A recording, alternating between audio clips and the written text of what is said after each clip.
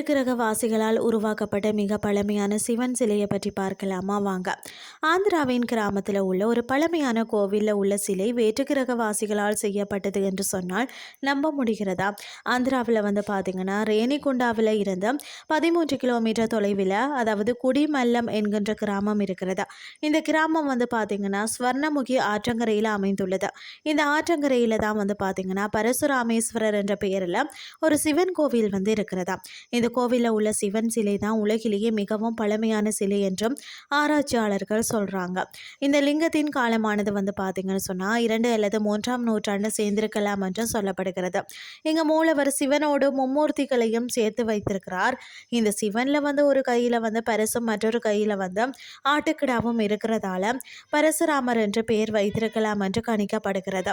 அதே போல் இங்குள்ள சிவன் 6 அடி பள்ளத்தில் நின்று காட்சி தருவதால் தான் இந்த கிராமத்திற்கு குடிப்பள்ளம் என்று பெயர் வந்ததா. இந்த கோவிலில் பல மர்மங்கள் அடங்கி இருப்பதாக சொல்கிறாங்க. அதாவது ஒரு சாதாரண கல்லில் கதவு போல திறக்குமாம். அதே போல் இந்த கோயிலில் 9 வகையான பாதைகள் வரைபடத்தில் இருக்கிறதா. இவை அனைத்துமே நிலத்துக்கு அடியில் நம்மை அழைத்து செல்லும். கோயில் இருக்கும் நிலத்துக்கு அடியில் செவ்வகை கிரானைட்களால் செய்யப்பட்ட சுவர்கள் இருக்குதா. 9 குறிப்பிட்ட கற்கள் இங்கு இருக்கிறதா. இவை அனைத்துமே பூமிக்கு அடியில் செல்வதற்கான ரகசிய பாதையாக இருக்கலாம் என்றும் அவை திறக்கும் வகையில் உள்ளது என்றும் உள்ளூர்வாசிகள் கருத்துக்களை தெரிவித்திருக்கிறார்கள். இந்த சிவலிங்கத்தின் கல்லானது நம்முடைய கிரகத்தில் உள்ள கல் இல்லை என்றும் வேற்று கிரகத்தில் உள்ள கல் என்றும் ஆராய்ச்சியாளர்கள் ஆராய்ச்சியின் மூலம் தெரிவிக்கின்றனர். இந்த கல் 5 அடிக்கு மேல் உயரமாக இருக்கிறது. மேலும் கடினமான கரும்பழுப்பு நிற பாறையாக உள்ளதாகவும் கூறியிருக்கிறார். இந்த கல் பூமியில் இல்லாததால் வேற்றுக்கிரக வாசிகள் தான் கொண்டு சிலை செய்திருக்கிறார்கள் என்று கணிக்கின்றனர்.